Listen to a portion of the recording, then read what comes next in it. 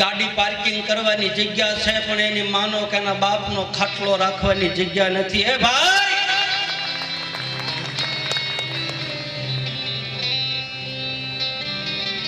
ઘડીકમાં નડવા માંડ્યા.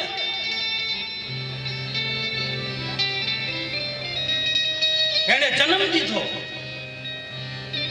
લોહીના દૂધ કરીને પાયા મને તમને.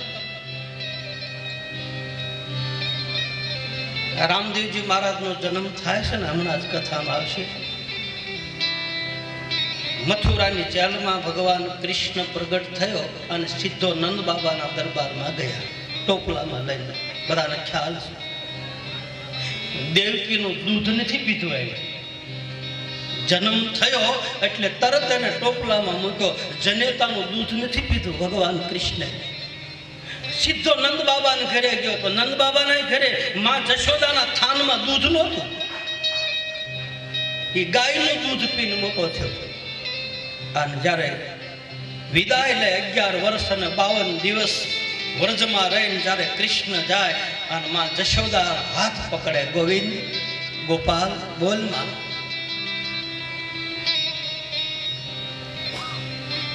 માં એક અબળ ખાસ, તારા ખોળામાં હું હૂતો પણ તારું દૂધ મેં નથી પીધું. અને એ વખતે ભગવાન કૃષ્ણ એમ કહે છે કે માં, તારું દૂધ પીવા માટે એક દિવસ મરુધરાની માલપા તું અજમલના ઘરે માં મેણાદે બનીશ અને તારા ખોળાની માલપા હું તારું દૂધ પીવા માટે બાળક બનીને આવીશ. જા વચન આપ. યાર 12 બીજનો ધણી દૂધ પીવા હાટું થઈને છોકરું થવું પડ્યું. માના દૂધમાં તાકાત છે ભાઈ. અને ખોળામાં લઈ અને માં મેણાદે પૈપાનું કરાવ્યું.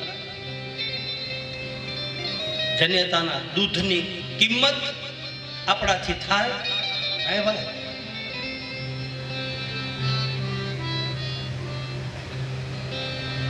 આજ એવા દાખલાઓ બન્યા છે કે દૂધની કિંમત કરવા વાળા ઉત્પન્ન થયા છે. માને એમ કે તારા દૂધના પૈસા લઈ શું કરવી સંપત્તિને બાપ. પુનિત મહારાજ છેડે લખ્યું, ભૂલો ભલે બીજું બધું, મા બાપ ને ભૂલશો નહીં, અગણિત છે ઉપકાર એના, કોઈ દી ભૂલશો નહીં. એ ભાઈ, આ બધું કથામાં આવે છે. બાકી રામાપીર ક્યાં છે તમને ખબર છે, રામ ક્યાં છે એ તમે બધા જાણો, ભગવાન કૃષ્ણ ક્યાં થયા તમને બધાને ખબર. હું કહું ખબર પડે નહીં. હાસુ તો મારા તમારા જીવનમાં આ કથા કાંઈક શબ્દ ઉતરી જાય એ જ કથા, બાકી કથા કાંઈ છે નહીં. આ જ હાસી કથા. મારું તમારું જીવન સુધરે, કાંઈક એક શબ્દ મને તમને પકડાય જાય. કથા સાંભળ્યા પછી દીકરો કે દીકરી એના માતા પિતાને પગે લાગતો થઈ જાય એટલે બસ અમારી કથા સફળ થઈ. આ બાપુએ ખર્ચા કર્યા એ પ્રમાણ. એક છોકરો એના મા બાપને રાખવા માંડે એટલે આ બાપુ એક વેચ ઊંચા હાલીએ બધા બાવા. અમારી સફળ થઈ અમારી કથા. બીજું શું જોઈએ અમારે? આ તમારી હાથું કર્યું. તમારામાં જાગૃતિ લાવવા માટે, તમારામાં કંઈક પડે એટલા માટે. કોઈને અસર થઈ જાય, કોઈને શબ્દ અડી જાય.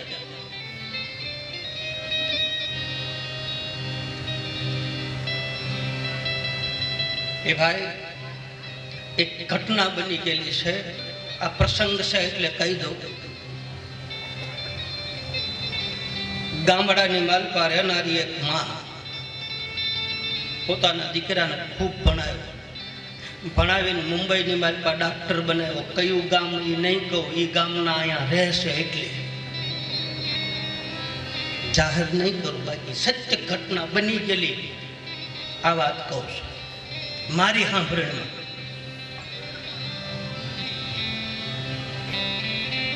દરણા દળી દળી મજૂરી કરીને છોકરાને ભણાવ્યો, મોટો ડોક્ટર બનાવ્યો.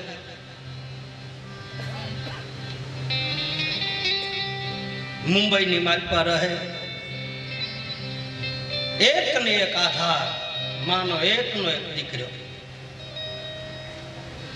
એના આધારે તો એ ડોશીએ જિંદગી કાઢી. એક દિવસ રાત્રિના 12 વાગે અને માં ઊભી થઈ. બાજુવાળાના મકાનમાં જઈને કીધું કે ભાઈ એક કામ કર, મારા દીકરાનો ટેલિફોન નંબર મારી પાસે છે, એ કોલ તું મને જોડી દે, મારે એની હારે વાત કરવી છે. આજ ઘણા સમય થયા મારા દીકરાનો કાંઈ સંદેહો નથી, એના કાંઈ સમાચાર નથી. બાજુવાળો પાડોશી જરા દયાળુ હશે એટલે ટેલિફોન જોડીને આપ્યો. રાતના 11:30 12 થયેલા, રિંગ વાગી. ઓલા હામા છેડેથી કીધું, હાલો કોણ બોલો? આ માએ કીધું, બેટા હું તારી માં બોલું છું. શું કામ છે? બોલમાં. બેટા કાલ તારો જન્મ દિવસ છે, હું દિવસે ભૂલી ગઈ. સવારમાં તારા ઘરના ને કહેજે, જૂના જમાનાની માં છે એટલે બધી ભલામણ કરે કે તારી સોસાયટીમાં કાંઈ શિવનું મંદિર હોય કે રામજી મંદિર હોય તો તારા ઘરવાળાને કહેજે ને ભાઈ, એક સીધું ભરીને બ્રાહ્મણને આપી આવે. આ જૂના જમાનાની માં છે. કાલ તું 32 વર્ષનો થાશો બેટા. કોઈ સાધુ બ્રાહ્મણ આવે ને તો એને જમાડજે. હું અહીંથી આશીર્વાદ આપું, તું 100 વર્ષનું થા. બસ એટલું જ કહેવાનું હતું બેટા, બીજું કાંઈ નહોતું. તારા હામા છેડેથી છોકરાએ કીધું કે માં એટલું જ કહેવું હોત તો તારે સવારે ન કહેવાય. અત્યારે તે મારી નીંદર બગાડી, હું હજી ઓફિસેથી હાલ્યો આવું. તે દી માએ આહુડા પાડતા પાડતા કીધું, બેટા માફ કરજે, મેં તારી ઊંઘ બગાડી, પણ આજથી 32 વર્ષ પહેલા મેં તને જન્મ આપ્યો તેથી મારે આખી રાત બગડી. તેથી હું કોને કહેવા જાઉં? તેથી મારે આખી રાત મારે પીડા થઈ. હવે તને ફોન નહીં કરું. વિચાર તો કરો બાપ. જનની તો જનની છે. બધું જગતમાં મળશે, માતા પિતા મને તમને મળશે નહીં, ધ્યાન દેના બરાબર.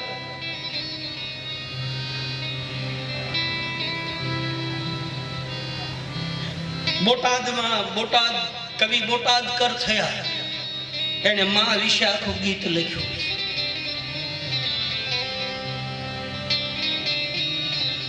જનની જોડ સખી નહીં મળે,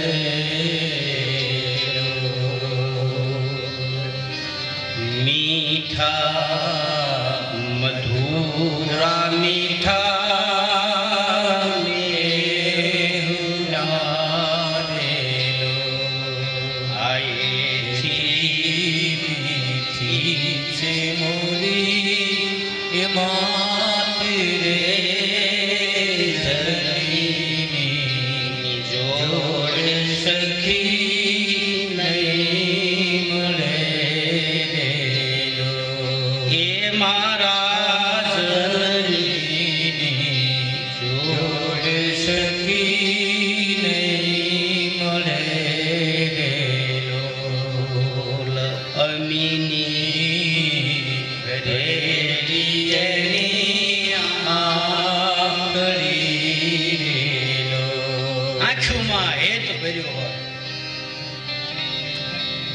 કવિ બોટાદકર લખે છે, ગામડાની માલપા, આપણા દેહાંતની માલપા, ઓસરીની કોર ઉપર માં બેઠી હોય, ખોળામાં બાળક હોય, હાડલાનો શેડો માથે નાખ્યો હોય, કોણી ઉપર બાળકનું માથું રહી ગયું હોય અને માના થાનમાંથી છોકરું દૂધ પીતું હોય અને એ હાથના આંગળા એ બાળકના માથામાં ફરતા હોય. કવિ લખે માં 2 વખત ખુશ હોય. એક દીકરાને પૈપાન કરાવતી હોય તારે ખુશ હોય અને એક દીકરાના લગ્ન થતા હોય એ વખતે માં બહુ ખુશ હોય. આ 2 જ પ્રસંગ એવા આવે. ખોળામાં લઈને દૂધ પાવું ને એ એક પ્રસંગ છે, એ બધાને નથી મળતો. બાળકને ખોળામાં લઈને પૈપાન કરાવવું એવા મોકા બધાને નથી મળતા. આ સરકારે કહે છે દૂધ પાવે. સરકાર નહીં, હવે ખબર પડી કે આ માના ધાવણમાં કંઈક છે એટલે એને બહાર પાડ્યું કે પૈપાન કરાવો, પૈપાન કરાવો. અને જે દૂધ પી જાય છે ને ભાઈ, જેને દૂધ પીધા ને ધાવણ પીધા ને એ જ મા બાપની હારે સરખા વર્તન કરે. બાકી આ બાટલીઓ આવી ને પછી મા બાપને ધક્કો મારવા માંડ્યા, કારણ કે એને શરમ ન લાગે. બાકી દૂધ પીધું હોય ને એને શરમ લાગે કે મારી માનું દૂધ પીધું, મારે મારી માને તુકારો ન કરાય.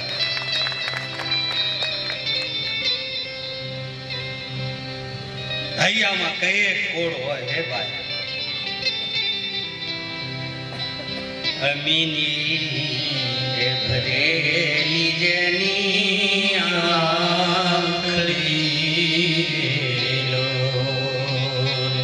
પછી હૈયામાં કઈ કહીએ ને કોડ રે જોડે સખી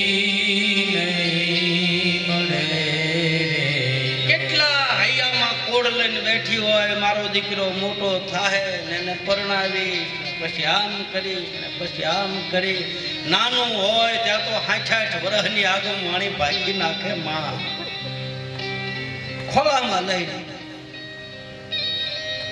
અને ઈ જ દીકરો મોટો થયા પછી માને ઘરમાંથી પાટું મારીને બહાર કાઢે તેથી માને એમ નહીં થાય કે અરે આ કરતા અમારે ન હોત તો સારું હતું. શિવ રામદેવજી મહારાજને મળવા માટે આવે છે, થોડીક સનાતન ધર્મની ચર્ચા કરવા માટે. કારણ કે આ મૂળ આ ધર્મના અધિષ્ઠાતા ગણો તો ભગવાન શિવ છે અને એ ધર્મનું રક્ષણ કરવા માટે રામદેવજી મહારાજે અવતાર લીધો. એટલે થોડીક ધર્મની ચર્ચા કરવા માટે ભગવાન શિવ રામદેવજી મહારાજને ત્યાં આવે છે. અથવા તો મેં પહેલાંય કહ્યું છે કે શિવ અને રામ, કૃષ્ણ અને રામદેવ આ બધા એક છે, કોઈ અલગ છે નહીં. અલગ તો મેન તમે કર્યા છે. આ બધો સેતુ બંધ બાંધ્યો. ભગવાન રામદેવજી મહારાજ દ્વાર ઉપર આવ્યા છે. ભગવાન શિવ રામદેવજી મહારાજના દર્શન કરવા દ્વાર ઉપર આવ્યા છે. મા મેણાદે હાથમાં થાળ લઈ યોગીરાજને ભિક્ષા આપે. ભગવાન શંકર કહે છે કે માં, મેં સાંભળ્યું છે કે તારા ઘરે પુત્રની પ્રાપ્તિ થઈ અને એમાં એક દીકરા પારણિયામાં પ્રગટ થયા છે અને કુમકુમના પગલાં પડ્યા છે, તો એ બાળકના દર્શન કરાય. માં મેણાદે એમ કહે છે, બાબા તમારો આવો વેશ જોઈ મારા બાળકને બીક લાગે. અંગ ઉપર ભભૂતિ લગાડેલી છે, ગળાની માલપા રૂંઢમાળા ધારણ કરેલી છે, મૃગચર્મ લપેટેલું છે. તમે જુઓ, રામકથામાં ભગવાન શિવ આવે, કૃષ્ણ કથામાં ભગવાન શિવ આવે અને રામદેવ કથામાં ભગવાન શિવ આવે. માં મેણાદે ના પાડે કે હું બાળકને દર્શન કરાવીશ નહીં. એ જ વખતે અજમલજી મહારાજ આવે. અજમલજી મહારાજ અને માં મેણાદે થોડીક ધર્મની તાત્વિક ચર્ચા કરે છે. અજમલજી મહારાજ કહે છે કે હે દેવી, આપણે ત્યાં અનાયાસે, બહુ સમજવા જેવી કથા છે, આપણે ત્યાં અનાયાસે ઓચિંતા કોઈ સંત સાધુ કે વિદ્વાન બ્રાહ્મણ એની મેળાએ આપણા દ્વાર ઉપર આવી જાય તો સમજ લેવાનું કે હવે આપણા ભાગ્યના દરવાજા ઉઘડવાની તૈયારી છે. ઓચિંતા આવી જાય તો આમંત્રણ આપો ને આવે. આપણી ઉપર પ્રેમ હોય તો 10 વખત આવે, એક વાત અલગ, બાકી એની મેળાએ આવે. એમાંય મારો ને તમારો સદગુરુ જેથી ઘરે આવે તેથી સમજી લેવાનું કે હવે આપણું ઈંડું સેવાવાની તૈયારી છે. એની મેળાએ આવે તો અતિથિ દેવો ભવ. આપણા ઉપનિષદના 4 સૂત્રો છે. એમાં પહેલું સૂત્ર છે માતૃદેવો ભવ, બીજું સૂત્ર છે પિતૃદેવો ભવ, ત્રીજું સૂત્ર છે આચાર્ય દેવો ભવ અને ચોથું સૂત્ર છે અતિથિ દેવો ભવ. જેની કોઈ તિથિ નથી, અનાયાસે આવી જાય. આપણી ભાષામાં કે મહેમાન, મહેમાન અને મેં એ તો ઓશિંતા ન જ આવે, એનું કાંઈ નક્કી થોડું છે. મહેમાનોને માન પછી દલફર દીધા નહીં, આ મંદિર નહીં પણ મહાન પછી હાસુ હોરઠિયો ફરે. એ ભાઈ હોનાના નળિયા હોય અને એના ડેલામાં કૂતરું ન જાતું હોય તો એ નળિયાને શું કરવા કયો છે? કૂતરું ત્યાંથી પાછું ભાગે. આપણે તો બધા માણસના ભૂખ્યા છે. આપણા ઘરે કોક આવે ત્યાં તો આપણે એમ સાથી ફાટવા મળે. ઓહો, અમારા ઘરે ક્યાંથી, અમારા ઘરે અમારો બાપ આવ્યો, સંત આવ્યો, સાધુ આવ્યો, અભ્યાગત આવ્યો, મહેમાન આવ્યો. હા, આપણે તો માણસના ભૂખ્યા છે. માણસને જોઈને મોઢા બંધ કરી દે ને. અમારા દુર્ગાદાસ બાપુ કાલે કહેતા હતા, એકલા એકલા ખાય અને ગાલ પસોળા થાય, હતાડીને ખાય, બીજાને ખવડાવીને ખાય, એમાં મારો ઠાકર રાજી થાય.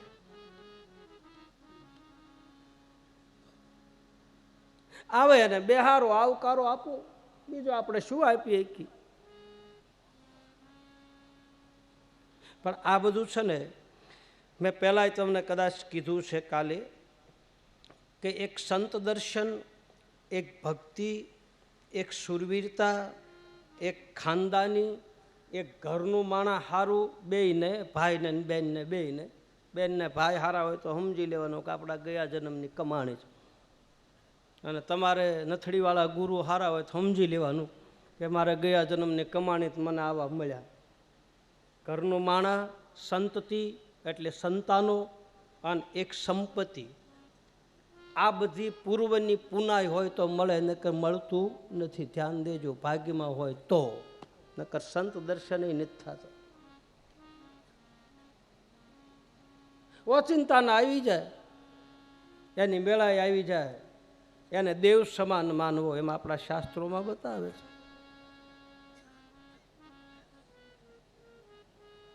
આંગણે આવે બેહારો, પાણીનો લોટો પાવ, બને તો રોટલી ખવડાવો, ટુકડો ને હરી ઢુકડો આપો. એલા કોક એવા હોય એના આપો, ખવડાવો. રામે દીધો છે રૂડો રોટલો, રામે દીધો છે રૂડો રોટલો, હો મારા રામે દીધો છે રૂડો રોટલો. કોઈને ખવડાવીને ખા, રામે દીધો છે રૂડો રોટલો.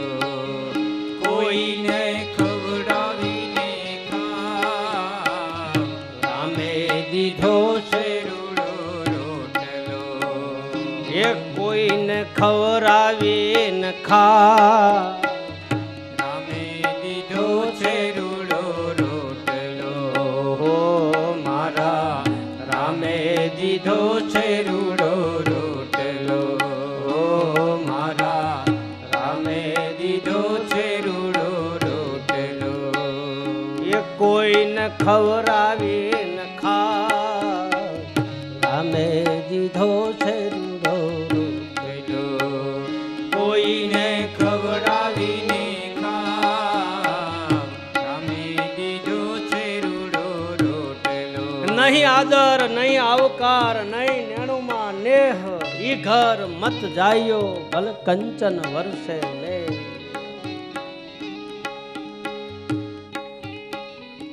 ભોજનમાં ભાવથી પછી ભાજી ભલી.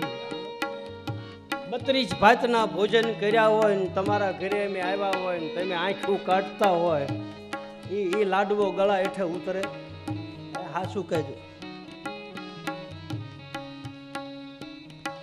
જ્યાં ભાવ હોય, જ્યાં પ્રેમ હોય.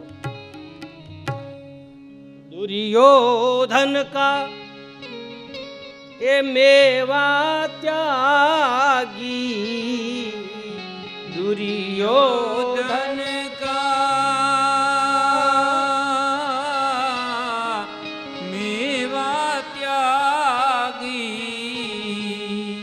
જમેવી દૂર ઘેરે ભાજી, એ વાલો મારો પ્રેમને વશ થયા રાજી. વાલો મારો પ્રેમને વશ થયા રાજી. દુર્યોધન કા મેવા ત્યાગી, દુર્યોધન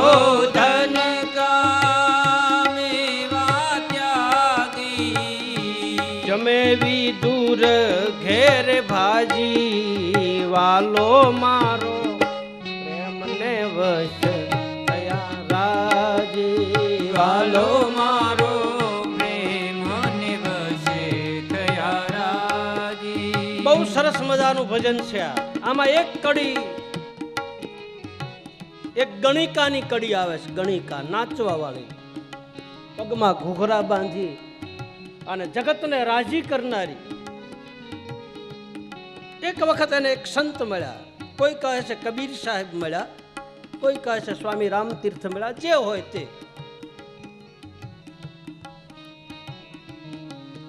અને એ બજારમાં થઈ અને સતનામ સાહેબ, કબીર સાહેબ બજારમાં નીકળ્યા.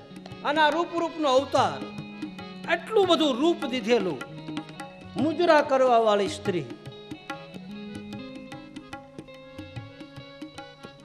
અને કબીર સાહેબ એ નાચવા વાળાની બજારમાં થઈને નીકળ્યો ત્યાં સમાજ કહેવા માંડ્યો કે કબીર આયા, કબીર આયા, કબીર આયા.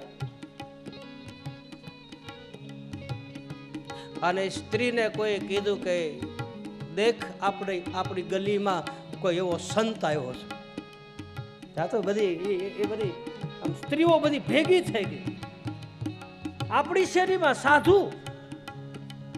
અહીંયા તો બધા કેવા હોય, અહીંયા તો એ આમ વિષયોની અંદર ઘેરાયેલા પુરુષો આવે, અહીંયા તો મદિરાપાન કરવા વાળા આવે, અહીંયા જુવા ખેલવા વાળા આવે. આ બજારમાં સંત થોડો આવે.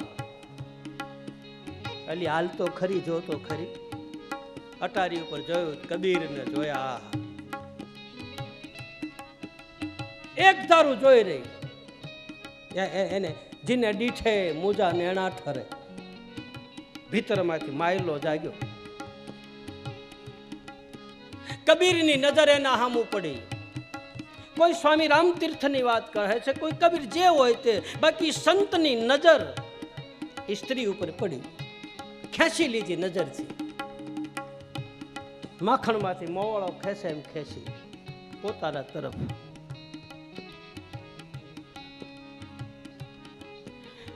દાદર ઉતરીને ચરણ પગમાં દંડવત કરીને ઊભી રહી.